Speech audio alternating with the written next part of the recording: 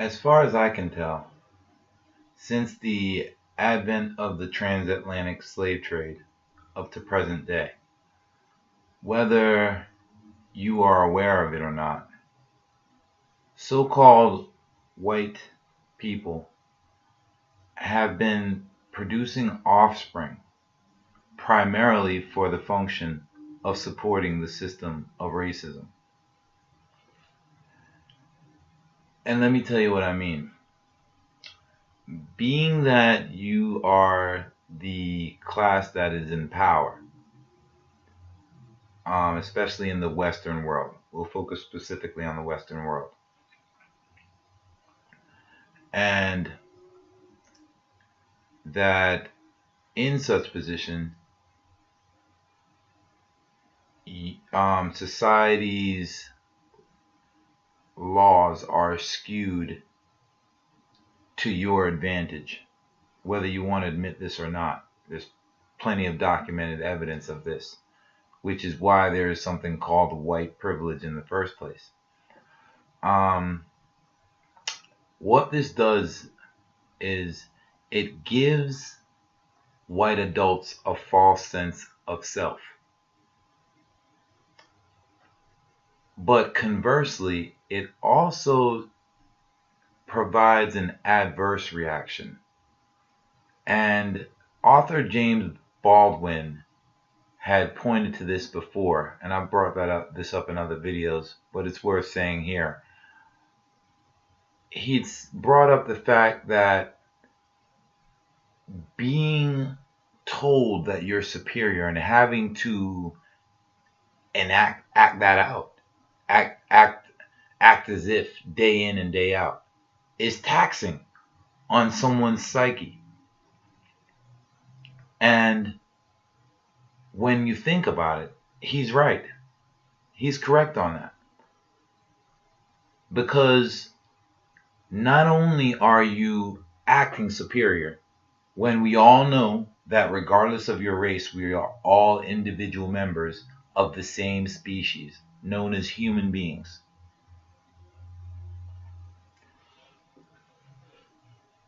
Irregardless of race. Yet there is a group, a segment of the human population that feels that they are superior to the rest of human beings.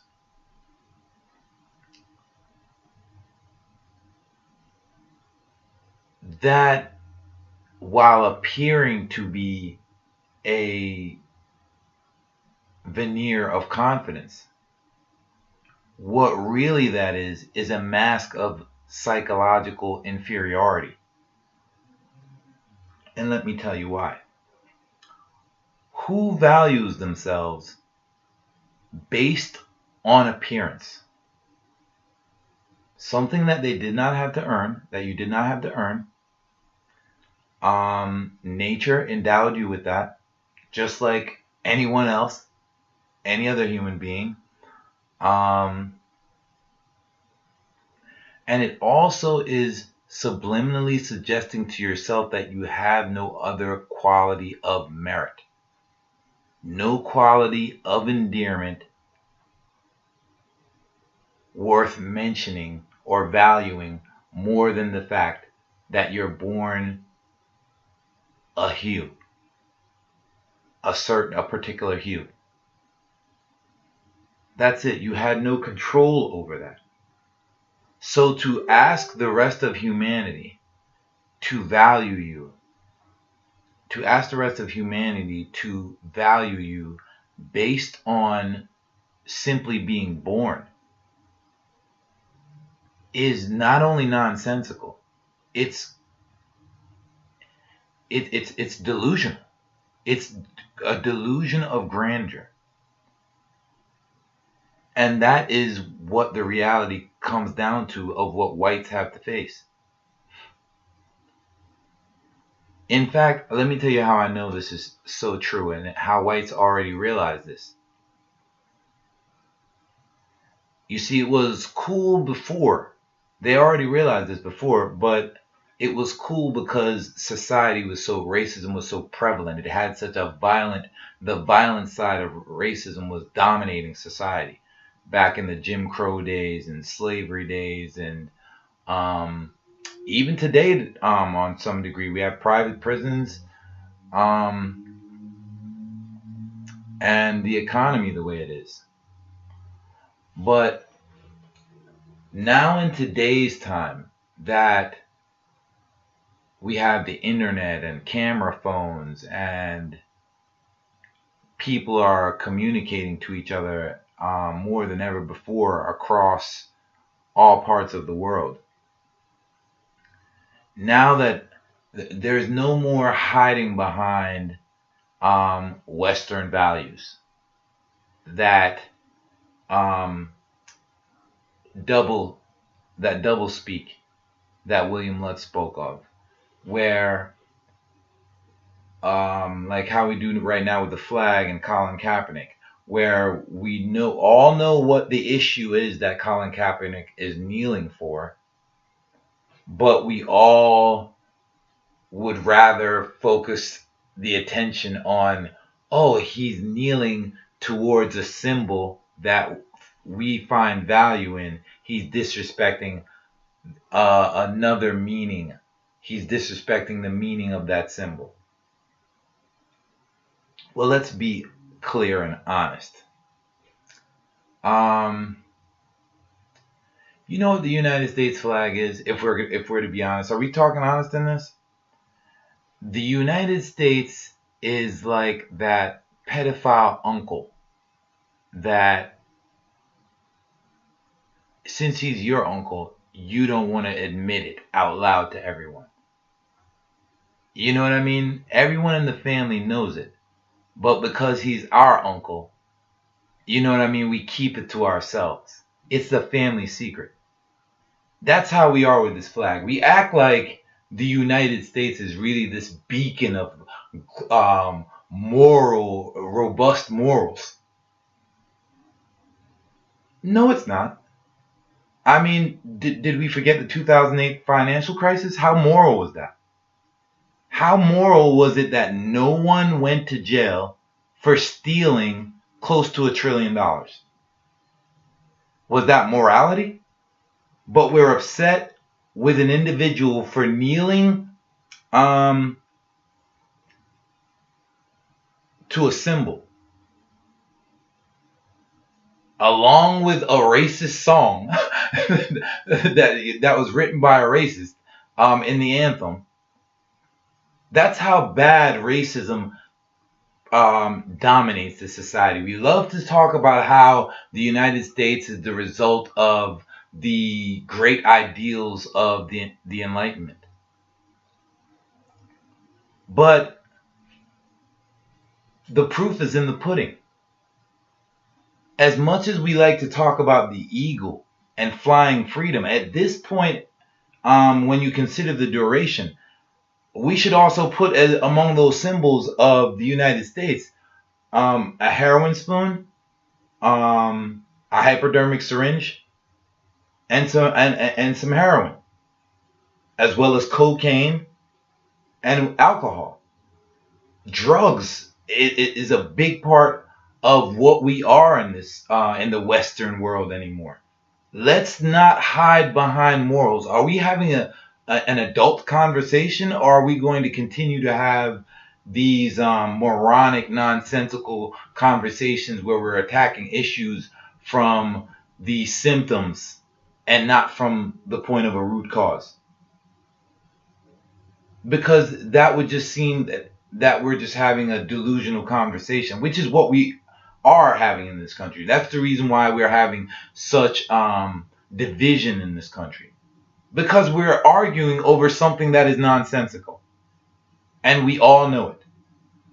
For one thing, let's stop when it comes to racists.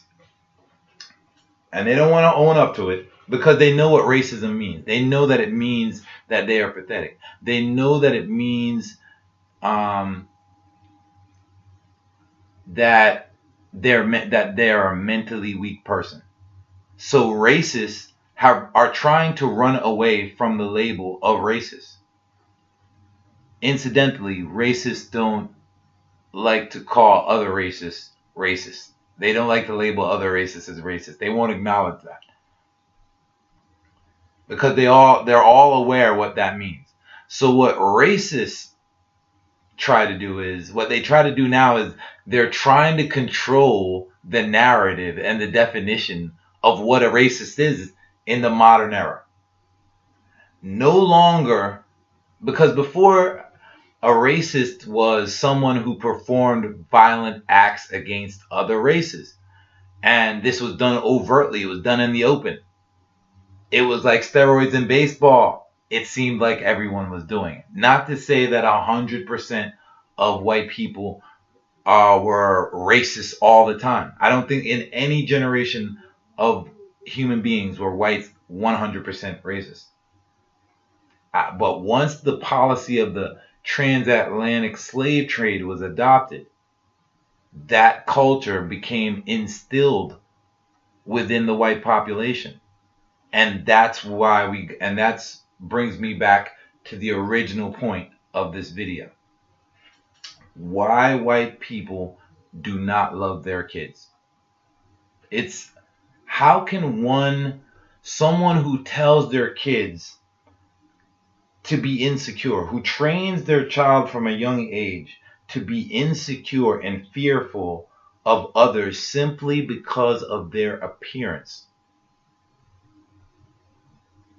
and then also base it on generalizations and stereotypes such as blacks having voracious sexual appetites, blacks having being well endowed sexually, blacks being violent, blacks are unintelligent, and so on and so forth, annoying, and so on and so forth.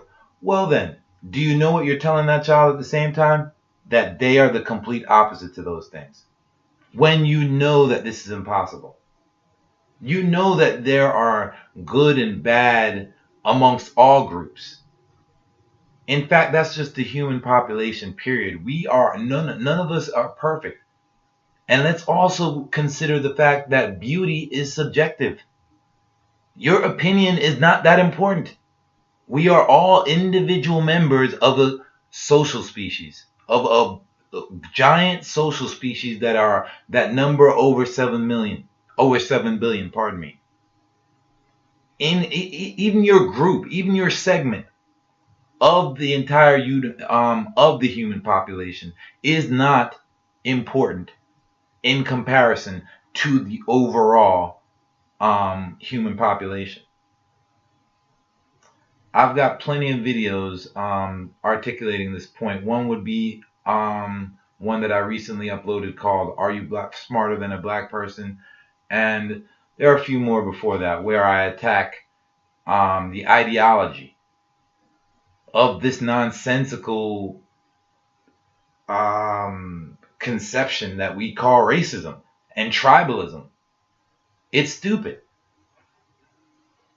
And you know it's stupid. It's beneath an intelligent species. Certainly that. Certainly we must share some agreement on that. And let me tell you why. Even the racists share this agreement with me. And let me tell you why. Because they don't want to own the word they don't want to own being a racist anymore.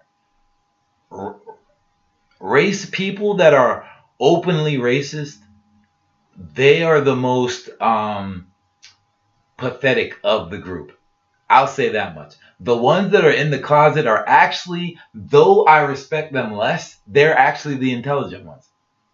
Because to be openly racist at this point is to wear a shirt saying I'm a dumbass. Is to wear a shirt saying that I am a weak-minded, mentally, psychologically weak individual. Is to wear a shirt saying that I would rather hide behind a group of people than have my deeds define who I am. Is to say that I do not value any characteristic about myself that I am responsible for. I would rather cower behind what nature has endowed me with, is to say that you are lazy. Is this not what it is? Is this not what being a racist means?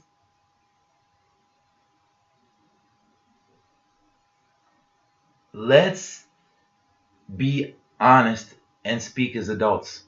No more hiding behind, oh, Jamel Hill's calling Donald Trump's a white supremacist and a racist. Well, what are we going off of? Do we need 100% solid proof? Do we need Donald Trump to acknowledge that, yes, he's a racist? No, we go off of people's actions. We're not waiting for a murderer to admit that he's a murderer before we determine that he's a murderer. No, we go off of his actions. If I just tell you I'm a murderer and I have no actions to back it up to prove that I am, like most rappers these days, or rappers during the whole gangster rap era, then I am not a murderer. You see what I'm saying? Because there's nothing to support that. My words are empty. But if my actions demonstrate that I am a murderer, but my words are to the contrary, I speak nicely and politely, I'm very well mannered, does this mean that I am not a murderer no longer or any longer? No, I am still a murderer. And that is how Jamel Hill was accurately pointing out about Donald Trump and some of the people that he surrounded himself with. So for us to engage in this hyperbole and dancing around points and beating around bushes simply for the sake of being an agitator or being agitating or trolling, it is what we're becoming a society of trolls. We're becoming a species of trolls rather than the intellectual species that we were born to be, that we are by default. We are in our own way. We are not living up to our potential and wondering, why is there potential in the first place? If we weren't supposed to fulfill our potential, why would there be potential in the first place? Comprende? Excuse me, that's a little condescending. I didn't mean to say it like that. But that's I just wanted to give you some food for thought to think about. Kick it around. Leave a comment. If you disagree, that's fine as well. I welcome open debate that can be backed up in logic, facts, and reason. I don't want to just speak for the sake of speaking. There's no value in that, and that's what we've got most of the country doing anyway. So I don't need to join the sheep. Come over to my side and let's reason. Have a good day.